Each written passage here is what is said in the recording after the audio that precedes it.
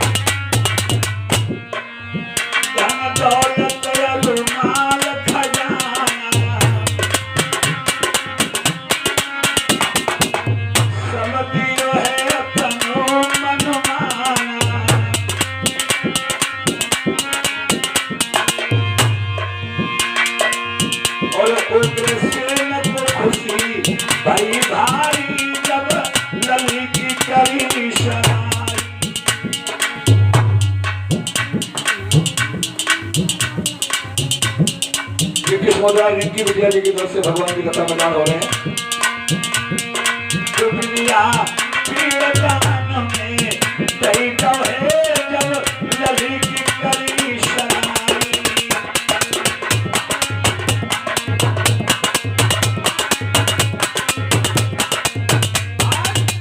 जरासंध ने वो हाथी दहेज में दे दिया कि जिस दिन हाथी मारा जाएगा, कंसराज उस दिन तुम भी मारे जाओगे। क्यों? बलवान बलवान से जलन रखता है, धनवान धनवान से, विद्वान विद्वान से। उसने मौत की निशानी अपने दामाद को दे दी, क्योंकि कंस उसी दिन मारा गया जिस दिन कुबलिया पीड़ हाथी मारा गया। मौत की निशानी दे। आज हम लोग दहेज देते अपने दामाद को मौत की निशानी। आज भी पप्पा ने कब साइकिल नहीं चलाई पाई और 4 पैसा पैदा हो गए, लड़का को मिल गई मोटरसाइकिल और लड़का पहुंचो हाईवे पे, लीड कान में लगी, मोबाइल जेब में पड़ा है और मीटर देख रहा 80 85 90, और तोलो सामने से आया ट्रक, और तोलो आया फोन बाने के हेलो, और सामने से आया ट्रक बाने के हमारे संग चलो। चले गए, लड़की विधवा हो गई। समझिए, लड़की विधवा हो गई। मौत की निशानी आज भी लोग देते हैं। ये मारुति कार, मारुति का नाम मारुति कार क्यों पड़ा मालूम? मारुति, इसमें कितने लोग बैठते हैं? पति पत्नी और 2 बच्चे।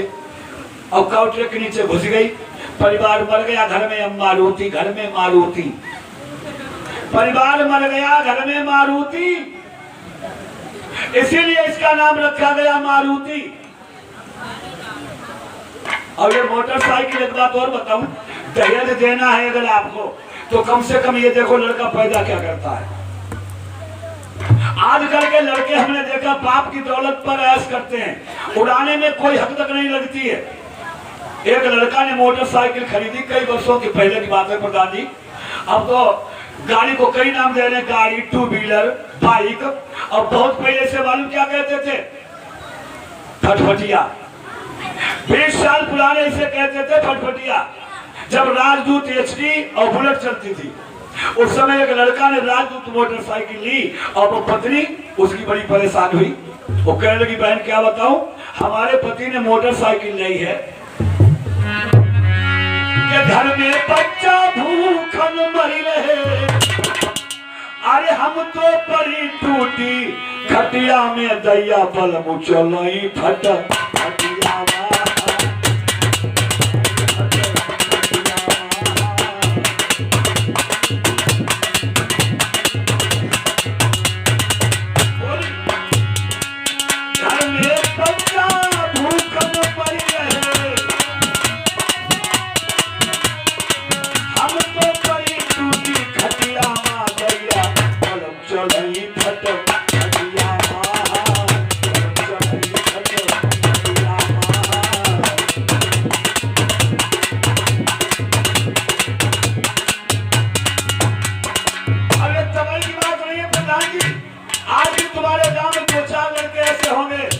बाप की दौलत को उड़ाने में कोई भी हक तक नहीं लग रही है।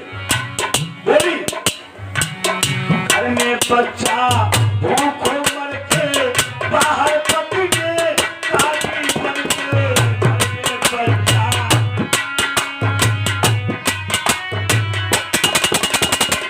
कैसे बहनी हो गुजारो, दाना ना कोई चकिया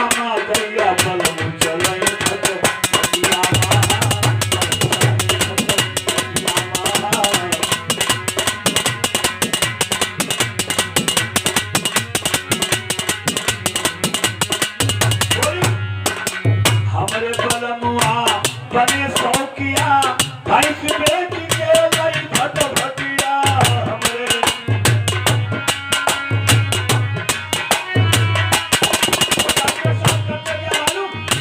गेहूं बेच पिटरोल डरा में, गेहूं बेच पिटरोल डरा में, आग लगे कोई खटिया मार गैया बोलो खटिया मार।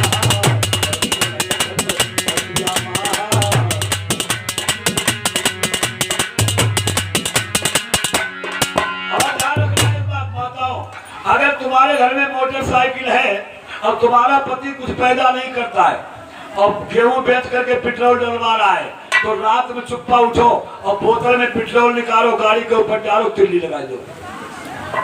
अगर जीवन में कुशलता चाहती हो, वरना भूखों मर जाओगी। ऐसी मोटरसाइकिल की कोई जरूरत नहीं है जीवन में अगर कुशलता चाहती हो। इसलिए दहेज भी सोच समझ करके देना चाहिए कि लड़का पैदा क्या करता है। अगर लड़का कुछ पैदा करता है तो दहेज दीजिए, वरना 4 भैंसियां खरीदो। लड़की भी संपन्न है, आपका दामाद भी संपन्न है, दुनिया के लोग भी खुश, तो तुम्हारे परिवार गांव के भी लोग खुश।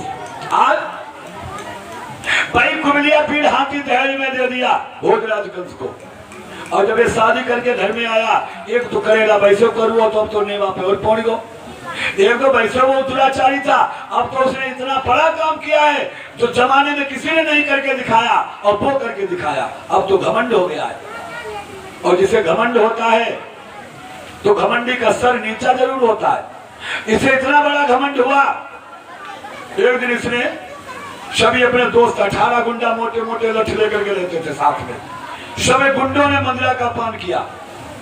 कंसराज कहने लगा भैया एक बात बताओ, हमारी नगरी मथुरा में बीमारी क्यों फैल रही है? पूरी प्रजा कंगाल होती जा रही है और डॉक्टर प्रमोद माला माल होते जा रहे हैं, इसका कारण क्या है? ये बीमारी क्यों फैल रही है? सभी कहने लगे हमारे समझ में कुछ नहीं आता है।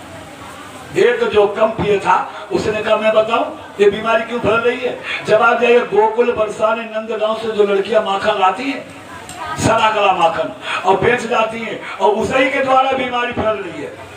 अरे भैया एक बात और बताओ, बहना ध्यान रखना, कथा सुन रही हो, तुम्हारी पड़ोसन हो और तुम कभी उससे कहो कि हमें आधा गिलास चाय के लिए दूध दे दो, मेहमान आ गए, और वो मना कर दे, और कहो दिन 2 लीटर दूध लेके आए और कह लो बच्चन को पिला देना, कभी मत पीना, वो कुटिया उठो है, कभी मत लेना। अरे जो तुम्हें आधा गिलास चाय के लिए दूध नहीं देते, कारण क्या है? जो आज 2 लीटर दूध लेकर के तुम्हारे पास आई है।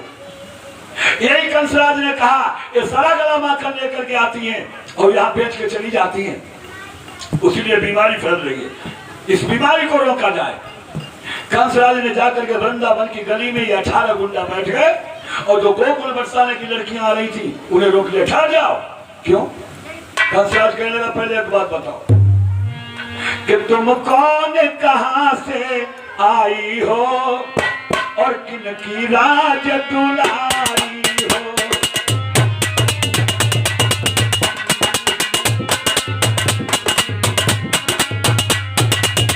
और इतना तो मैं समझाई दो, अरे तुम प्यारी हो प्यारी हो।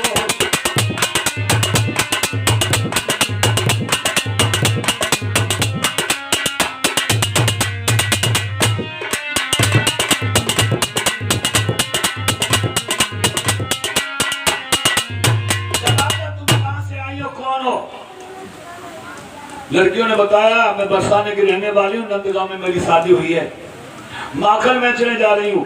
कंसराज ने कहने लगा कि जितनी लड़कियां विवाहिता वो अलग हो जाएं और जिनकी शादी नहीं वो अलग हो जाए। जो विवाहिता लड़कियां थी उनके दुपट्टा छीन करके वृक्षों में बांध दिए और जो लड़कियां अविवाहिता थी हाथ में कोड़ा लिया भोजराज कंस ने और जवाब दिया अपने शरीर के कपड़े उतारो और अपनी मटकी पीठ के ऊपर रख करके और वृंदावन की ककरीली जमीन पर मथुरा तक चलो। और जो लड़की मना करती है तो हंटरों से मार देता है। लिखा है भागवत में बाबा विनीत जी ने स्पष्ट किया है कि नंगा करके सीना के बल और चलवाता भैया पृथ्वी पर।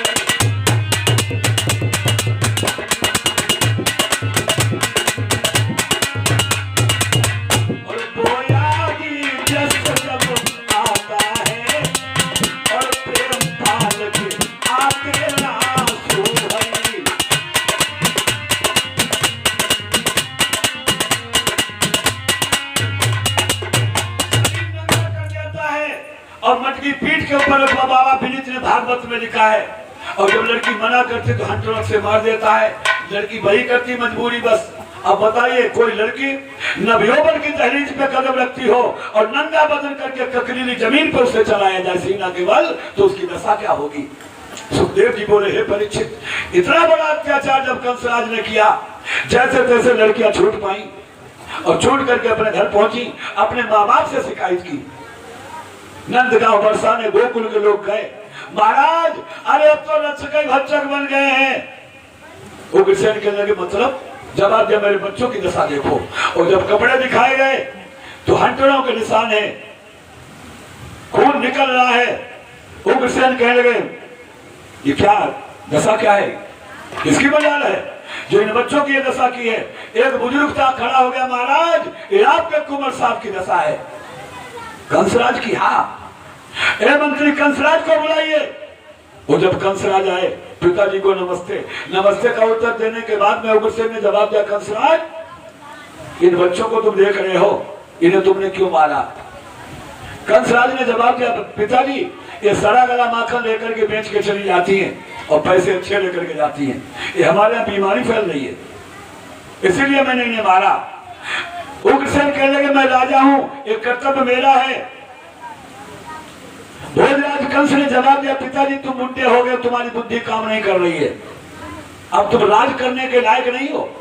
और बड़े समाज में कह दिया भैया अब हमारे बाप बुढ़े जयीफ हो चुके हैं, अगर मैं यहाँ का राजा बन जाऊं तो कैसा रहेगा।